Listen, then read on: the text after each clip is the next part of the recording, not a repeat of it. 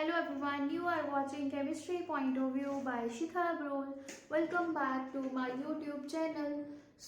Last के lecture में हम लोगों ने कुछ टर्म्स कवर की थी regarding with the organic chemistry, जहाँ पे आप लोगों ने बॉन्ड फ्यूजन, बॉन्ड फिजन के बारे में पढ़ा था, हेटेरोलिटिक क्लीवेज, होमोलिटिक क्लीवेज के बारे में पढ़ा था। तो आज हम इस लेक्चर में स्टार्ट करेंगे with isomerism. This is again one of the important topic. जब हम ऑर्गेनिक करते हैं तो हमें आइसोमेरिज्म की नॉलेज होनी बहुत ज़्यादा रिक्वायर्ड है। सो हम स्टार्ट करते हैं with our next topic, isomerism. आपका जो ये चैप्टर है ऑर्गेनिक का, इसमें ऐसे ही टर्म्स हैं, some basic principles of organic chemistry में हैं, तो जिसमें आपको सारे ही सारे प्रिंसिपल कवर करोगे जो ऑर्गेनिक में हम यूज़ करते हैं। सो इसमें हमारा पहला टॉपिक है isomerism. So isomerism is the phenomena of existence of two or more compounds possessing the same molecular formula but different properties is known as a isomerism. Such compounds are called as isomers, and this can be represented in the two divisions. Isomerism को हम दो तरह से define कर सकते हैं और distribute कर सकते हैं और क्लासिफाई कर सकते हैं। One is your structural isomerism and other one is your stereoisomerism.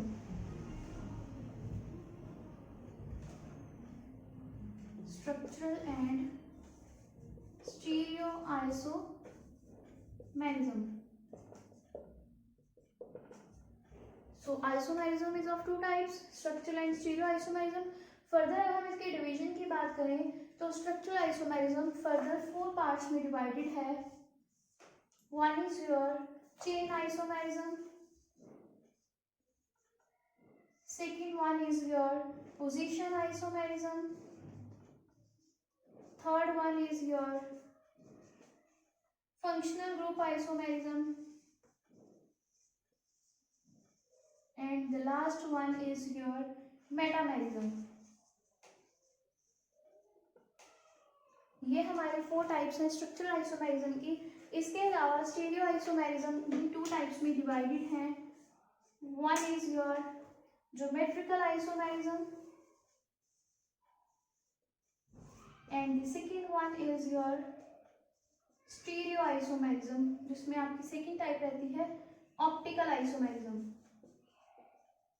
तो हमारे पास जो ये फ्लो चार्ट है ये हमें बताता है कि हमारे पास जो आइसोमेरिज्म है उसकी कितने टाइप्स हैं। आइसोमेरिज्म 2 पार्ट्स में क्लासिफाई है।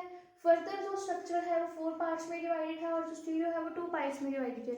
जो स्टीरियो आइसोमेरिज्म है ये आपका जो मेन क्वेश्चन रहता है ये +2 क्लास में आता है। आपके सिलेबस में +1 के अकॉर्डिंग मेन जो फंक्शन है वो स्ट्रक्चर आइसोमेरिज्म का रोल है। तो हम लोग अभी देखेंगे स्ट्रक्चर आइसोमेरिज्म में कौन कौन सी प्रॉपर्टीज आती हैं, कौन कौन सी एग्जांपल्स आती हैं और किस आइसोमेरिज्म का क्या रोल है और ये जो आइसोमेरिज्म्स हैं ये कहाँ कहाँ यूज होते हैं। सो मैं स्टार्ट करती हूँ with our first isomerism, that is your chain isomerism. As the name suggest, chain isomerism is isomerism when two or more compounds have similar molecular formula but different carbon skeleton. These are referred to as a chain isomers, and this phenomena is termed as chain isomerism. For example, we have a compound C5H12. इसके हम 3 compounds draw कर सकते हैं। एक हम simply chain में बना सकते हैं, this is your pentene। इसी को अगर आप इस पोजीशन से उठा के किसी और पोजीशन पे अटैच कर दोगे तो आपके पास जो नेमिंग है वो चेंज हो जाएगी, बट जो पोजीशनिंग है वो चेंज होगी, but total number of carbon और हाइड्रोजन रिमेन सेम। तो इसकी नेमिंग करोगे तो इट विल बी 2-मिथाइल ब्यूटेन। इसके अलावा अगर आप इस कंपाउंड को उठा के यहाँ पे लाते हो तो फिर आपके पास जो है स्ट्रक्चर वेरी हो जाएगा, मतलब चेंज जो है वो चेंज होगी। तो चेन के चेंज होने से आपके पास जो अगला कंपाउंड बनेगा दैट इज 2,2-डाइमिथाइल प्रोपेन। तो आपके पास देख सकते हो एक कंपाउंड था C5H12 और उसके 3 चेन आइसोमेरिज्म बने हैं, मतलब जिनकी हम बोल सकते हैं हम लोगों ने पार्ट्स को उठा के ब्रांचेस में कन्वर्ट कर दिया, तो इससे उनकी जो पोजीशंस है, जो सरफेस एरिया है वो कम हो रहा है। यहाँ पे ज़्यादा number of carbon molecules linear chain में है तो ये ज़्यादा सरफेस एरिया कवर कर रहे हैं। जैसे हमने एक पार्ट को उठा के ब्रांच में कन्वर्ट किया तो इनका सरफेस एरिया कम हो गया, और अगर हमने एक और पार्ट को उठा के यहाँ पे ला दिया तो और ज़्यादा जो ब्रांचिंग है वो हो बढ़ गई, मतलब कंपाउंड का जो एरिया है वो कम हो गया और कंपाउंड जो है वो ज़्यादा कॉम्प्लेक्स दिख रहा है। और एक चीज़ यहाँ पे आपको जो है कॉम्प्लेक्सिटी वो ज़्यादा दिखेगी, और यहाँ पे स्टेरिक हिंड्रेंस भी ज़्यादा है। कहने का मतलब सेम एरिया में अब नंबर ऑफ कार्बन एटम ज़्यादा हो गए, नंबर ऑफ हाइड्रोजन एटम ज़्यादा हो चुके हैं, तो हिंड्रेंस भी ज़्यादा होगी। यहाँ पे जो रश है वो ज़्यादा हो गया एटम्स का। और अगर मैं एक और चीज़ बोलूँ यहाँ पे, तो आप लोग चेक कर सकते हो तीनों स्ट्रक्चर्स में हमारे पास जो है number of carbon and number of hydrogen वो बिल्कुल इक्वल है, और कहीं पे भी ऐसा नहीं है कि कार्बन जो है वो 5 की बजाय 6 हो चुके हैं और हाइड्रोजन 12 की जगह 11 है।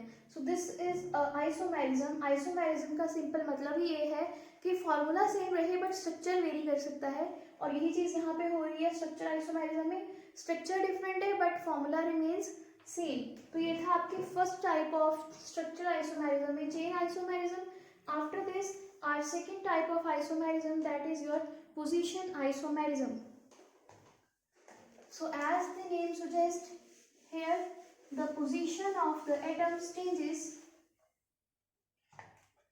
So when two or more compounds differ in the position of substituents or functional group on the carbon skeleton, they are called as position isomerism, and this phenomena is termed as position isomerism. For example, we have C3H8O.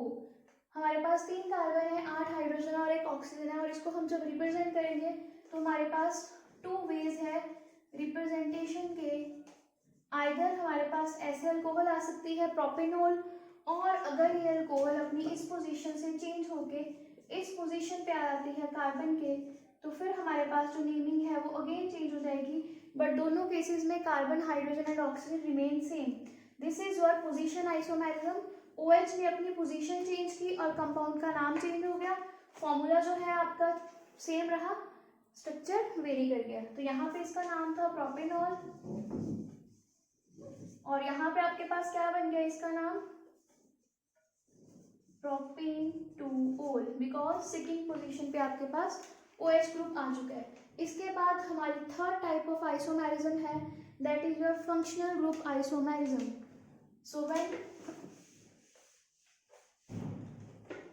two or more compounds having the same molecular formula but different structural groups are called as a functional isomerism.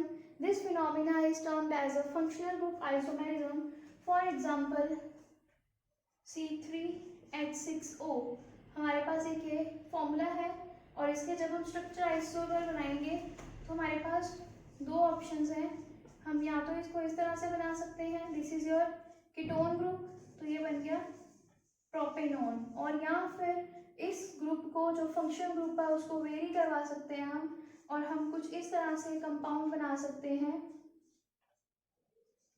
तो आप देख सकते हो यहाँ पे ये aldehyde और यहाँ पे कीटोन है, तो ये बन गया प्रोपेनल। और ये चीज़ आप लोग पढ़ चुके हो, मैंने आपको लास्ट लेक्चर्स में जो नॉमेनक्लेचर करवाया था उसमें बताया था फंक्शन ग्रुप क्या होते हैं और आपको सूफिक्स क्या यूज़ करना है। सो आप देख सकते हो दोनों ही कंडीशंस में कार्बन सेम है, हाइड्रोजन सेम है, ऑक्सीजन सेम है, but position of function group very कर रही है, मतलब ऑक्सीजन की पोजीशन चेंज करने से फंक्शन ग्रुप ही वेरी हो रहे हैं। तो this is your position isomerism. और एक चीज़ याद रखना, आइसोमेरिज्म में जब भी आपने एग्जाम्पल देनी है तो जितने एग्जाम्पल मैं एक आइसोमर के लिए दे रही हूँ आपको प्रॉपर वो देनी है, ये नहीं है कि पोजीशन आइसोमेरिज्म में कोई एक स्ट्रक्चर बना दिया। जितने पॉसिबल स्ट्रक्चर्स मैंने ड्रॉ किए हैं उस आइसोमर के रिगार्डिंग वो आपको सभी ड्रॉ करने हैं, और एग्जाम और टेस्ट में भी वो साथ में लिखने हैं। अब हमारी बची है फोर्थ टाइप स्ट्रक्चर आइसोमेरिज्म में, that is your metamerism. Try to understand this isomer.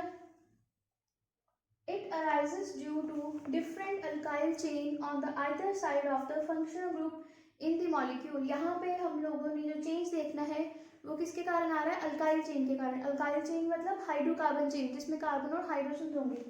For example we have C4H10O। और यहाँ पे आपके पास दो तरह के ऑप्शंस हैं। एक बार आपके पास यहाँ पे चेन आ रही है इस तरह से, और एक बार ये CH2 ग्रुप इस साइड आ गया।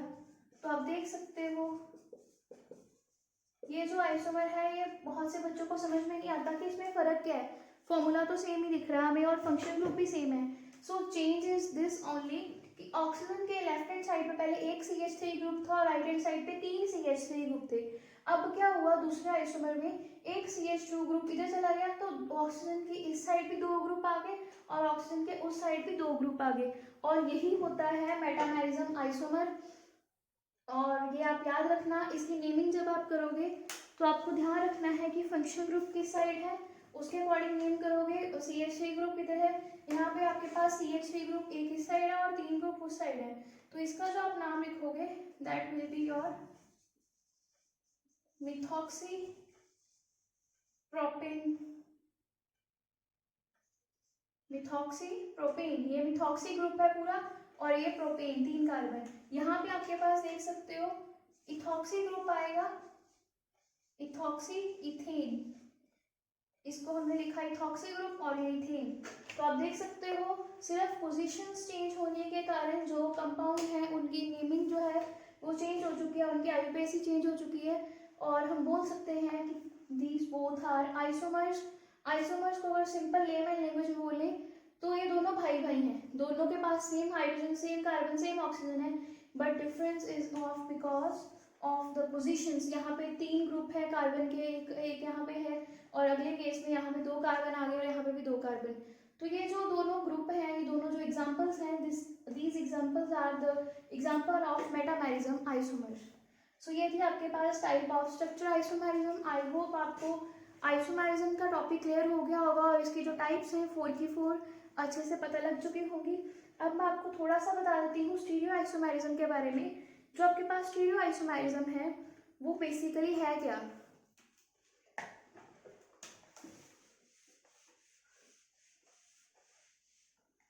सो वर्ड है stereo isomerism. So the compounds that have the same constitution and sequence of the covalent bond but differ in the relative position of their atoms or groups in a space are called as a stereoisomers, and this special type of isomerism is called as a stereoisomerism, and this is classified as geometrical and optical isomerism. And you will study this type in detail in your 12th class. Till then आपको सिर्फ इतना याद रखना है कि जो stereo isomerism है ये बेसिकली होता है फॉर 3 डायमेंशन मॉलिक्यूल्स, या फिर हम बोल सकते हैं मॉलिक्यूल्स जब स्पेशली अरेंज होते हैं तो उस टाइम पे उनकी पोजीशंस के वेरी करने से हमारे पास जो चेंजेस आते हैं उसके अकॉर्डिंग। सो आई होप आपको अब जो आइसोमेरिज्म टॉपिक है वो अच्छे से समझ में आ गया है। In next lecture you will study next features and some properties of these compounds, organic compounds. Till then revise this and see you in the next lecture.